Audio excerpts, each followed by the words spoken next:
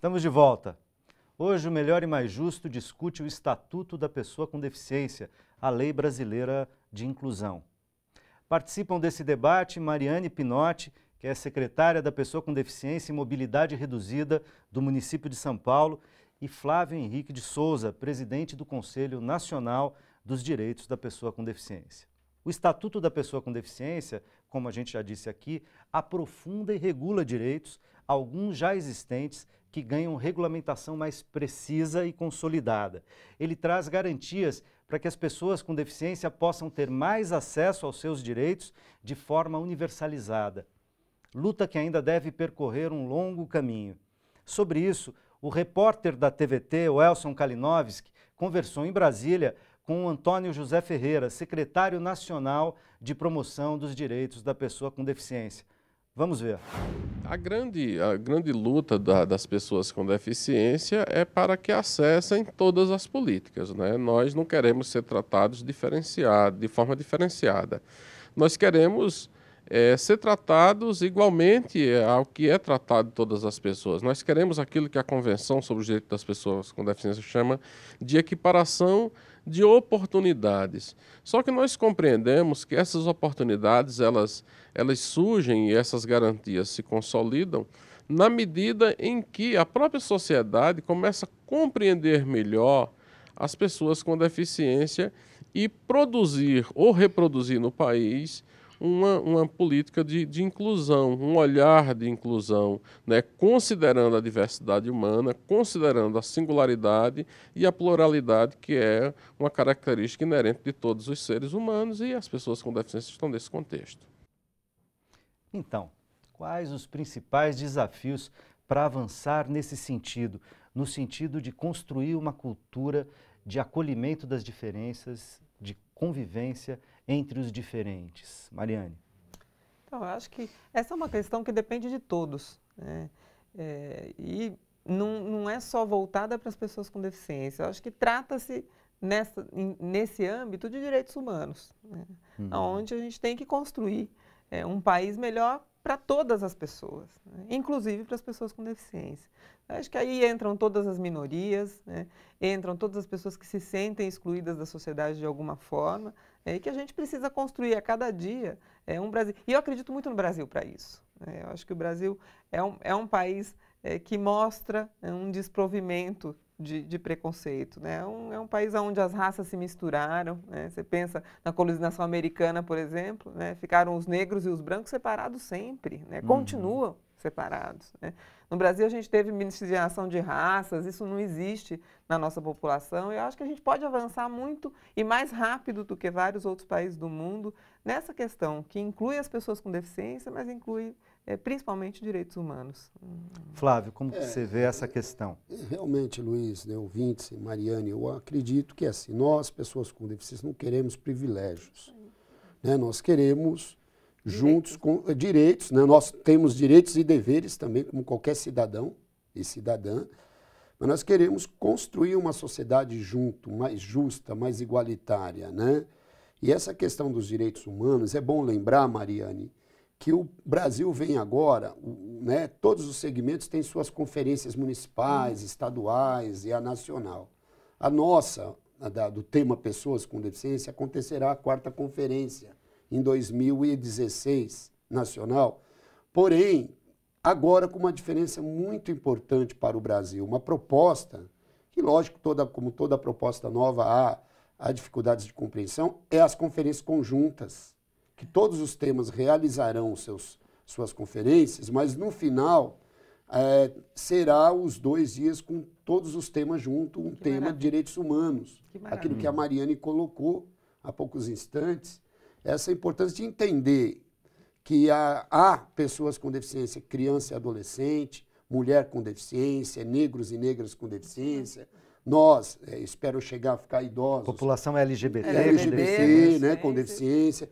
Então, essas conferências conjuntas traz justamente, claro que cada segmento tem suas particularidades, suas necessidades para poder ter autonomia, né, em todos os aspectos, mas nós somos seres humanos. E quando se fala, como disse o secretário, na política pública, a Mariane colocou isso, Nós precisamos tanto... Secretário Antônio José. Antônio José, da Promoção de Direito da Pessoa com Deficiência do Governo Federal, nós colocamos, por exemplo, a pessoa com deficiência, ela precisa de saúde, educação, transporte, lazer, trabalho, como qualquer outro segmento, né? Uhum. Então, a política tem que ser trabalhada sempre de forma transversalizada, né? E compreender esse universo da diversidade humana, né? Direito humano, né? Então, nós temos que trabalhar nessa direção, né? Isso aí. E confiar na transversalidade, né? de tudo isso, né? Flávio, você está dando um passo importante, eu tenho certeza que o CONADIO também vai te seguir nessa questão, né? Porque quando você trata do direito de todos, você está defendendo o direito das pessoas com deficiência. Claro, claro. E eu acho que a gente não tem mais como separar, né? Uhum. Não tem mais como separar isso. E a transversalidade é um desafio muito grande para o nosso governo e para a sociedade civil também. Sim. Quando você pode até citar um exemplo, Mariane, Luiz e ouvintes, a acessibilidade. Não é a acessibilidade apenas de rampa, elevador, também. Mas é o acesso ao direito da política pública, com qualidade, com dignidade humana, né? Quando você discute uma saúde com qualidade, acessível, ela é em todos os aspectos, né? Quando você discute um transporte acessível, ela não é só para a pessoa com deficiência. Ela é para o idoso, é para a mulher com bebê, a gestante, o obeso, a criança. Quando você pensa no transporte acessível, você pensa na qualificação profissional dos trabalhadores lá do transporte. E que vai receber a pessoa com deficiência com qualidade, mas não só, porque ela foi capacitada para receber as pessoas em geral. Então, é dessa política, é dessa mudança de cultura que a gente fala, gente quer, né? E queremos, né, Mariane? É isso aí. É isso aí. Desse ponto de vista, a gente está falando, inclusive, de um avanço no processo civilizatório, né? Sem dúvida. Mudar de patamar civilizatório, porque a gente vive numa sociedade, a brasileira inclusive, mas isso é no mundo inteiro, cuja essas diferenças físicas, eventualmente, ou diferenças de orientação sexual, ou de raça, etc., são razões, né, têm sido razões para gerar desigualdade, né? E não apenas para ser considerada como diferença. E até por isso queria aproveitar e fazer uma pergunta, porque a Mariane falou, olha, acredito no Brasil que tem uma história de miscigenação, né, importante, mas, ao mesmo tempo, onde se mantém um racismo, às vezes dissimulado, preconceitos e estigmatizações, às vezes também dissimuladas, ou que tiram as pessoas com deficiência da vista da sociedade, nesse sentido que exclui, mas também segregam, né? Ou que às vezes fazem uma espécie de inclusão excludente, que fala que inclui, põe dentro da escola, põe dentro, mas de maneira separada, sem cuidar adequadamente, sem estar preparado suficientemente. Isso é uma coisa. E a outra coisa é, a gente vive no Brasil, hoje, 2015, um período de crise política, de retração econômica, mas aonde se manifestou um grau de intolerância, de dificuldade de lidar com as diferenças. A gente vê isso no Legislativo, no Congresso Nacional, com as bancadas, sejam elas religiosas ou sejam elas de certas tendências institucionais, a chamada bancada da bala, por exemplo, que são com pensamentos muito conservadores, estigmatizantes, segregadores, muito pouco includentes, né? Como pensar a luta, de um lado, enfrentar esse tipo de problema como cidadão, as pessoas com deficiência, e ao mesmo tempo, como engrossar as fileiras do debate da luta por direitos humanos e por mais direitos sociais em sentido geral? Olha, eu creio, né, que essas manifestações que têm acontecido, enfim, retrógradas no meu ponto de vista, sejam de uma minoria da população brasileira. Eu ainda acredito que o brasileiro é includente por natureza, né? Agora, nós, brasileiros, elegemos esse Congresso Nacional. A gente não pode se abster dessa responsabilidade, né? Ou as pessoas não estão levando a sério a democracia, né?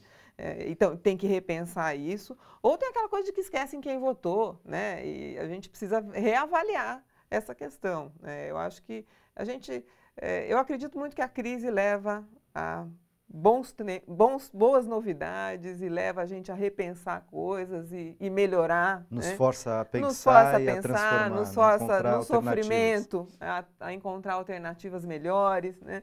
Então, eu acho que, enfim, vamos filosofar um pouco e imaginar que a crise também vai trazer boas novas para o nosso país em breve. Eu acredito muito nisso. Bom, a gente precisa primeiro fazer uma avaliação, Luiz, Mariane. Eu acho que a Mariane pegou uma linha importante, ouvintes, de que a crise ela não é Brasil só, ela é mundial. Né? Ela é uma crise que vem, a gente pegou lá Estados Unidos, agora a China, que tinha uma perspectiva de crescimento, né? E tem retraído a sua economia, e isso afeta o mundo todo, afeta o dólar, afeta o euro, afeta todas as moedas e, consequentemente, o mercado internacional de exportação. Né? E, claro, a falta de confiança de investidores, empresariado, o sistema capital de investir, então segura qualquer investimento. Claro que nós temos as nossas questões caseiras aqui do Brasil, mas nós temos uma turma, e é lamentável a gente precisa colocar como brasileiro, como liderança, porque o segmento da pessoa com deficiência também tem os seus lados. Nós estamos numa luta de classe. Pena que parte da sociedade não apercebeu ainda isso. Né? Quando você afeta, e aí tem a turma do quanto pior, melhor, que não está preocupado com o desenvolvimento do país, mas sim com a autopromoção, ela não afeta só o governo brasileiro. E aqui eu não estou defendendo o partido A, ou B ou C. Cada um de nós, seres humanos, temos nosso lado ideológico, nosso lado de pensamento. Mas quanto presidente de um Conselho Nacional que tem que pensar política, né, efetivamente, e acompanhar, fiscalizar para as pessoas com deficiência, para quase 45 milhões de brasileiros e brasileiras, nós precisamos ter essa avaliação, né, da turma do quanto pior, melhor. E quanto pior, melhor para quem? Para nós, brasileiros e brasileiras, que não é. Porque quanto mais pior para nós, menos investimento na política, né, nas questões sociais, menos investimento em outros setores importantes que afeta diretamente a vida de todos os brasileiros e brasileiras, inclusive as pessoas com deficiência. Então nós precisamos ter essa avaliação e o quanto vocês, Luiz, e a equipe, a mídia, o meio de comunicação é importante para levar essa informação e a formação para a nossa sociedade brasileira. Claro que a gente respeita toda forma de manifesto, toda forma de protesto, mas nós precisamos saber o porquê e para que estamos fazendo isso, né? Então eu queria aproveitar, Flávio, essa tua fala e da Mariane também, porque, claro, em momentos de crise política, de dificuldades econômicas e tal, essa temática da crise política e da instabilidade econômica tomam conta dos noticiários, tomam conta da grande mídia, etc. Quase não se fala de outras coisas e outras coisas importantes continuam acontecendo todos os dias no país. Né? Então, no campo da pessoa com deficiência, lá em 2011, de maneira inédita, o Brasil nunca tinha tido uma política nacional de direitos para a pessoa com deficiência, de várias áreas. Foi criado o programa, o Plano Viver Sem Limites, ao qual o Flávio fez referência no primeiro bloco, e pela primeira vez no Brasil, que eu saiba, se me corrijam se eu estiver errado, você tem então um esforço interministerial, né? De 15 ou mais pastas ministeriais, tá certo? Com um aporte de recursos significativo, né, que tira da lateralidade, tira ali de uma condição marginal as iniciativas para a pessoa com deficiência e ela ganha centralidade. No Ministério da Saúde se cria uma rede estratégica dentro do Sistema Único de Saúde, na educação, enfim, na cidade, no Ministério das Cidades, na Previdência Social, no Ministério da Fazenda, na Ciência e Tecnologia, para fazer desenvolvimento com inclusão produtiva e aquecer mercado, mostrando que a população com deficiência também gera economia para a indústria, para a empresa, por meio das tecnologias assistivas, das OPMs, né? Órteses, próteses, enfim. Então, eu queria ouvir vocês desse ponto de vista, o quanto a gente tem avançado em termos de política pública para as pessoas com deficiência no Brasil. Acho que eu vou pedir para o Flávio falar antes do Viver Sem Limite, aí eu queria fazer um depoimento sobre o que a cidade de São Paulo fez com isso, que eu acho que a gente se complementa. Né? Obrigado pela gentileza. Opa, vamos lá, Flávio. Mas assim, eu acho que antes até do Viver Sem Limite, nós podemos esquecer, Luiz, ouvintes, Mariane, de que nós realizamos no país 3 conferências nacionais sobre os direitos da pessoa com deficiência, dos quais essas conferências passaram por conferências municipais, estaduais, onde tiraram delegados e delegadas, que são pessoas que participam dos conselhos de direito, desde dos municípios, que é onde acontece as grandes demandas, as grandes necessidades das pessoas com deficiência.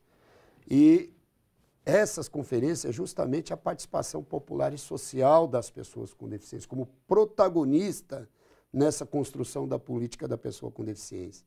Então, o Brasil... E, de certa maneira, né, Flávio? Eu acho que o Viver Sem Limite é uma consequência dessa luta. De toda essa demanda que a sociedade civil traz para o governo. Durante muitos anos, né? Então, são 3 conferências, 2006, 2008, 2012, e agora, o ano que vem, acontece a 4ª. Né? Além disso, a existência dos conselhos de direito. CONAD tem 15 anos, né, de existência. É um jovem, como o Brasil, né, adolescente. Como a nossa democracia. Como a nossa democracia. Tem os conselhos nos 26 estados agora. Tem no Distrito Federal, dos direitos da pessoa com deficiência. De 200 conselhos municipais, claro que nós temos que avançar, não podemos negar isso, né? São 5.500 poucos municípios no Brasil. Nós de 200 pulamos aí em menos de 10 anos para 600 conselhos municipais. Então, além disso, né, essa consistência da participação, Dialoga Brasil, que o Brasil vem trazendo com a participação dos movimentos sociais populares, tudo isso termina onde, Luiz? Nessa pergunta que você faz. A gente consegue sistematizar, organizar melhor as demandas e as necessidades das pessoas com deficiência no Brasil.